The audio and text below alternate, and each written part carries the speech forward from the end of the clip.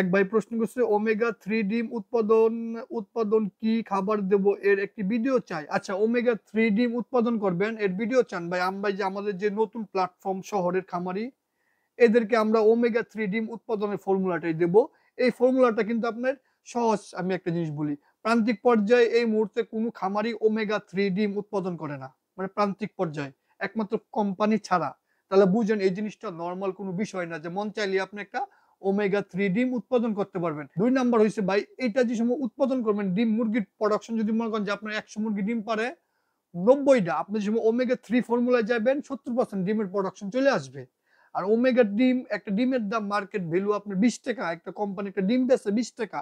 তো এই জিনিসটা এতটা সহজ না। তবে আমরা অবশ্যই এগুলো আমাদের যারা শহরের খামারি আমাদের সাথে নতুন যুক্ত হইছে এদেরকে তো আমরা এই ফর্মুলাটা দেব। তবে এটার ফিড উৎপাদন করতে অনেক জিনিস লাগে যেগুলো আপনারা ভাই পাইবেন না, ইজি ভাবে ম্যানেজ করতে পারবেন না। তারপরে আমরা যতটুকু সম্ভব এই বিষয়ে আপনাদেরকে হেল্প করব। ফিউচারে আমরা এইসব বিষয়ে ডিটেইলসে ভিডিও দিব। আরেকটা জিনিস হইছে আপনার, হয়তোবা আপনারা এখন শুনতেছেন যে ওমেগা 3 ডিম, হয়তোবা অনেকেই এই ডিমের নামই শুনেন নাই গা। ঠিক আছে? তো এটা খুব ভালো লাগে যে আমরা একটা জিনিস বলতেছি আপনারা শিখতেছেন। এর আগে আমরা মুরগির কৃত্রিম প্রজনন শুরু করলাম। অনেকে জানতোই না যে মুরগিরও কৃত্রিম প্রজনন হয়, আবার দেশি মুরগির। তো আলহামদুলিল্লাহ এখন এগুলো বাংলাদেশে একদম ছড়ায় গেছে। খুব ভালো লাগে। সাকিব ভাই, দেশি মুরগির বাচ্চা অনেকদিন যাবৎ নাক ঝাড়ে আর গুড়পটি হচ্ছে। আচ্ছা, নাক ঝাড়ে বলতে মাইক্রোপ্লাজমার প্রবলেম। মাইক্রোপ্লাজমা যদি আপনার বাচ্চা মুরগি হয়, আপনি বয়সটা মেনশন করেন নাই, বয়সটা বললে আরো সুবিধা হইতো। আপনার নাক ঝাড়ার জন্য ব্রঙ্কোবেট ইউজ করতে পারেন। খুবই ভালো একটা জিনিস, হার্বাল জাতীয়। ব্রঙ্কোবেটের সাথে কম্বাইন করেন অ্যামোক্সিসিলিন বা ডক্সিসাইক্লিন অথবা টাইলোডক্সি প্লাস, এই টাইপের যেকোনো একটা মেডিসিন কম্বাইন করে ৩ থেকে ৫ দিন দিয়া দেন, ঠিক হয়ে যাবে। আর গুড় পটি বলতে আপনার যদি গুড়ের মতো মল হয় তাহলে এটা পেটে গ্যাস হয়। এটার জন্য আপনার ইউজ করতে পারেন হচ্ছে টক্সিনটা সবচেয়ে ভালো কাজ করে। আজকে আমি আমার সবথেকে ফেভারিট যেই কাজটা করতে ভালো লাগতো সেটা হচ্ছে আপনাদের প্রশ্নের উত্তর দেওয়া। যারা আমার পুরাতন সাবস্ক্রাইবার অনেকদিন মানে আমার চ্যানেল শুরুর, তারা জানতেন আমি কোনো এক সময় আপনারা আমাকে এরকম প্রশ্ন করতেন, আমি উত্তর দিতাম। আর এই ভিডিওটা করা মানে করতে আমার খুবই ভালো লাগতো। হয়তোবা এখন প্রচুর ব্যস্ত থাকি কিন্তু করা হয় না। রিসেন্ট সময়ে গরমের জন্য আমি বাহিরে যাই না, বাসায় থাকি। তো চিন্তা করলাম এই সুযোগে যদি আপনাদের এরকম প্রশ্নের উত্তর দেওয়া যায়, আমারও জিনিসটা করতে ভালো লাগে।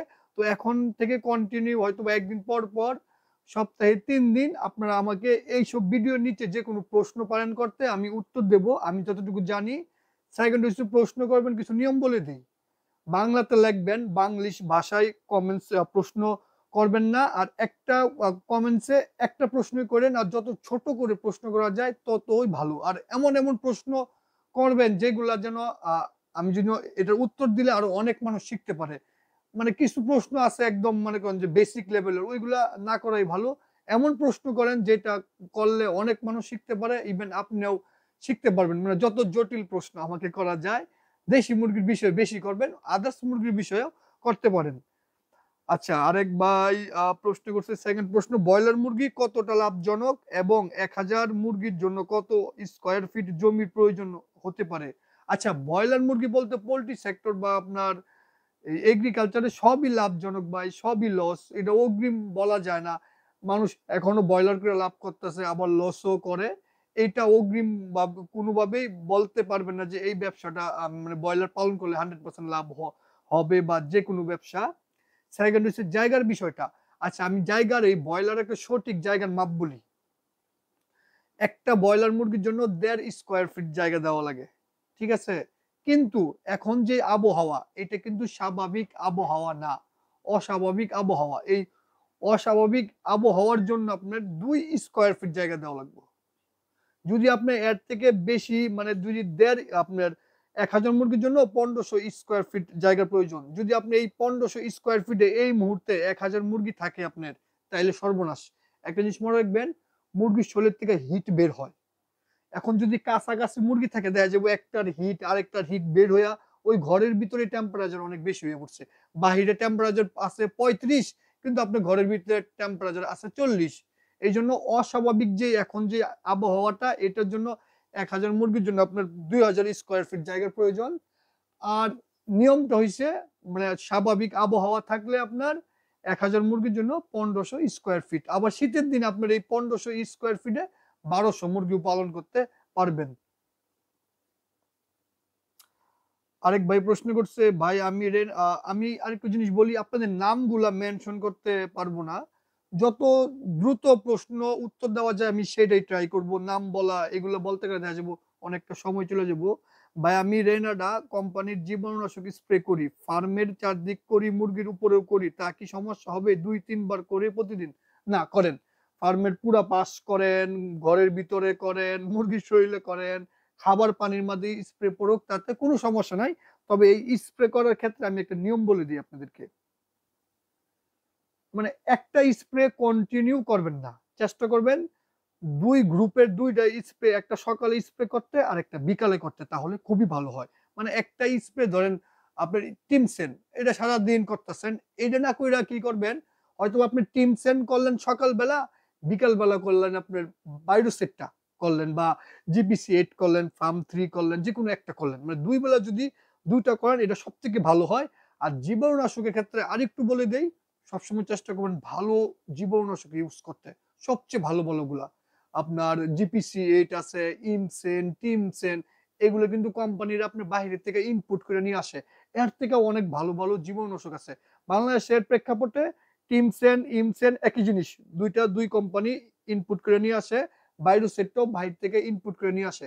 এগুলো খুবই ভালো। তারপরে জিপিসি 8 আছে, ফার্ম 3 আছে, আরো অনেক অনেক জীবাণুনাশক আছে।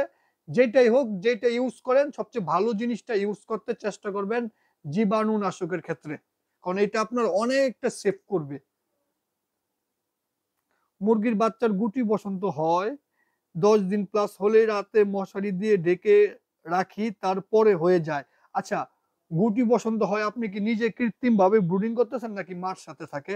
আমার যদি আপনি উমর ফারুক ভাই এই ভিডিওটা দেখেন, তাহলে আমাকে পরের ভিডিওতে কমেন্টস করেন যে বাচ্চাটা কেমনে থাকে, তাহলে আমি একটা সুন্দর আপনার সমাধান দিমুনে। আর আমার একটা বই আছে, আমি বইয়ে এই গুটি বসন্তের চিকিৎসাটা বলে দেই। এই মুক্তা, বইটা লাউছে কুইক। গুটি বসন্তের অনেক রকমের চিকিৎসা হয়, আমি মুখে বলার থেকে যদি একটা পৃষ্ঠা আপনাদেরকে দেখাই দিই, তাহলে আপনারা অনেক কয়টা চিকিৎসা জানলেন। দেখি কোন জায়গায় আছে, অনেকদিন পরে বইটা হাতে নিলাম। শাকিল ফার্মিং এর বই, অনেক সুন্দর করছি আগের থেকে। গুটি বসন্ত, গুটি বসন্ত।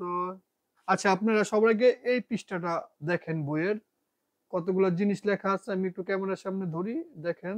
এখানে আছে হজমের জন্য সাপের উপদ্রব রোধে, মশার উপদ্রব রোধে কৃমির ওষুধ প্রয়োগের দিন, কৃমির ওষুধ প্রয়োগের দ্বিতীয় দিন। আচ্ছা, তারপরে আমরা চলে যাবো সেগা আপনার যেটা দরকার খুব বেশি সেটা বলি। এই যে দেখেন, এই যে পক্সের চিকিৎসাটা দেখেন, অনেক কয়টা চিকিৎসা দেওয়া আছে ভাই, যে কোনো একটা ফলো করেন তাহলেই হবে। কিন্তু আপনার তার থেকেও বড় কথা, বাচ্চাটা কিভাবে আছে, মার সাথে আছেন, আপনি নিজে ব্রুডিং করতেছেন, এই জিনিসটা বললেন, তাহলে আরো আমি এটার বিষয়ে ডিটেলসে আলোচনা করতে পারবো। ভাই আমার মুরগির চোখ ফুলে যায়, কিছুতে ভালো হয় না। উনি একটা ছবি অ্যাড করছেন, সিপ্রোফ্লক্সাসিন এবং ডক্সামিথাসোন গ্রুপের একটা ড্রপ। আচ্ছা, চোখ ফুলা যায় ভাই কেন? অনেক সময় মাইক্রোপ্লাজমার জন্য চোখ ফুলা যায়, চোখ ফুললে মনে করেন যেমন টেমা টেমা হয়ে পড়ে। তারপরে হইছে আপনার অনেক সময় ভাইরাস, একটা সিজনাল ভাইরাস পাইছি আমরা, সুস্থ মুরগি হঠাৎ করে চোখ মুখ ফুললা পুরা অবস্থা খারাপ, ওইটা নাকি। সেকেন্ড হইছে আপনার আরেকটু হচ্ছে ইনফেকশন, করাইজা হয়ে গেলে ভিতরে চোখের থেকে পানি পড়ে, চোখের ভিতরে একটা পর্দার মতো চলে আসে। এখন কি হয়েছে আপনার? যদি করাইজা হয় তার মানে আপনি ম্যানেজমেন্টে ভুল করতেছেন। যদি দেশি মুরগির ক্ষেত্রে হয়, ম্যানেজমেন্ট ভুল করতেছেন, ম্যানেজমেন্ট ঠিক করেন। অ্যামোনিয়া গ্যাস যেন না হয়, আপনার লিটারের জন্য ডাস্ট বেশি না থাকে, এই জিনিসগুলো খেয়াল করেন। তার থেকে বড় কথা, যদি ইনফেকশন করায় যা হয়ে যায়, কোনো মেডিসিন আর কাজ করে না, এটা ড্রপ টপ দিয়ে ওইরকম ফায়দা হয় না। আর যদি আদার্স চোখ ফুলা যায়, ইনফেকশন করায় যায় না হইয়া, তাহলে ভাই যে প্রবলেম, ওই প্রবলেমের চিকিৎসা দেন, অটোমেটিক মুরগির চোখ ফোলা ঠিক হয়ে যাবে। চুনা পায়খানা নিয়ে ভিডিও দিয়েন, খাবার রুচি রুচি এইগুলো। আচ্ছা, প্রশ্নটা ক্লিয়ার না? চুনা পায়খানা ভাই, চুনা পায়খানা জন্য ভিডিও দিমু। চুনা পায়খানা ভাই অনেক প্রবলেম হয়, আন্তাজি মন্তাজি ভাই কি কমু ভাই, কি প্রবলেম হইছে। ফারদিন ভাই প্রশ্ন করছে, আপনাকে একটা প্রশ্ন শুধু করতে চাই, আপনি যদি একটা অনলাইনে প্রশিক্ষণ ব্যাচ করতেন তাহলে আমরা খুবই উপকৃত হতাম। অবশ্যই টাকা ধার্য থাকবে যেহেতু আপনাকে সবাই পাইতেছে না। অবশ্যই প্রশ্নটার উত্তর দিয়ে যাবেন। ভাই এই জিনিসটা আমি তো অনেক বছর ধইরা অনলাইনেই বলতে একদম খামারিদের সাথে কাজ করি। Online plus offline. আমার কাজটা আমি যে যাদেরকে ট্রেনিং দেই বা যাদেরকে শিখাই আমি যতটুকু জানি ২ টা ওয়ে। একটা হচ্ছে অফলাইন প্লাস অনলাইন। দুটোটাই আমার কাছে থাকে। এখন শুধু অনলাইনে আমার অভিজ্ঞতায় এত বছরের অভিজ্ঞতায় বলে, অনলাইনে আপনার ট্রেনিং দিলে আপনি কিছু বেসিক জানতে পারবেন। কিন্তু একজন পরিপূর্ণ খামারি হতে পারবেন না। এটা আমার এত বছরের কাজের অভিজ্ঞতায় বলে। অনলাইনে হয়তোবা আমি একটা কাজ করতে পারমু, হয়তোবা আমার যতটুকু যোগ্যতা আছে বলতে পারবো যে এই মেডিসিনটা এই কাজ করে, ওই মেডিসিন ওই কাজ করে। বা এই যে আমার যেমন আপনারা একটা প্রশ্ন করলেন, একটা উত্তর দিয়ে দিলাম আমি যেটা জানি। বাট আপনি যে অনলাইনে ক্লাস করে পরিপূর্ণ একজন খামারি হয়ে যাবেন, মানে আপনি অনলাইনে ক্লাস করে একটা খামার দিয়ে আপনি সফল। এইটা ভাই আমার অভিজ্ঞতাই বলে যে খুব বেশি এরকম মানে হবেই না। কারণ আপনার প্র্যাকটিক্যাল আর থিওরির ভিতরে আকাশ পাতাল পার্থক্য। আপনি থিওরি কইরা আইছেন কিন্তু প্র্যাকটিক্যালটা ভাই ফিল্ডে কাজ করা, খামারে কাজ করা আর বই পইড়া আসা বা ভিডিও দেখে মানে খামারে কাজ করার আকাশ পাতাল পার্থক্য ভাই। আমরা তো কাজ করতেছি ভাই। এমন না যে আমরা না কইরা জিনিসটা আপনার বলতাছি। আমরা দীর্ঘ বছর ধরে খামারে কাজ করতাছি, খামারিদেরকে শিখাইতাছি অফলাইন প্লাস অনলাইন। এই জিনিসটা আমরা বুঝি যে আমি যদি একজনকে অনলাইনে ক্লাস করাই হয়তোবা আ ২০ টা ক্লাস করালাম, ১ মাসই ক্লাস করালাম একটানা। বাট এইটা গিয়া ও ফিউচারে বিভিন্ন জায়গায় ধাক্কা খাইবো। ধাক্কা খাইতে, খাইতে মানে অবস্থা পুরা খারাপ হইয়া যাবো। এজন্য ভাই এইসব ঝামেলায় আমরা যাই না। আপনার এইটা একটা বাস্তবতা আছে। যদি অনলাইনে ক্লাস করে এত সহজ হইতো তাহলে মনে করেন যে আমি তো ভাই ডাক্তার না। বাংলাদেশে কি ডাক্তারের অভাব? হাজার, হাজার ভেটেরিনারি ডাক্তার আছে। এমন মনে করেন যে ২০ টা ডাক্তার অনলাইনে ফ্রিতে আপনার নামলো। যে আমরা টাকা ইনকাম করবো। একজনের ক্লাস করামু, ৳১,০০০ ৳২,০০০ নিমু। ১০০ জন হইলে ৳১,০০,০০০ ৳১,০০,০০০ আমি মাসে ইনকাম করলামু। ১ মাসে যদি একটা ব্যাচের আমি ১ মাস লাগাতে ক্লাস করাই প্রতিদিন ১ ঘন্টা কইরা অনলাইনে তাহলে আমার বইয়া থাইকা ৳১,০০,০০০ ইনকাম। তেমন যদি ৫০ টা ডাক্তার ভাই ফ্রিতে নামে, তাহলে মনে করেন যে পুরো বাংলাদেশের প্রত্যেকটা ঘরে, ঘরে একটা করে খামারি থাকবো। তবে তারা খুব ভালো করে জানে যে আমি এটা করলে খুব বেশি দূর আগাইতে পারবো না।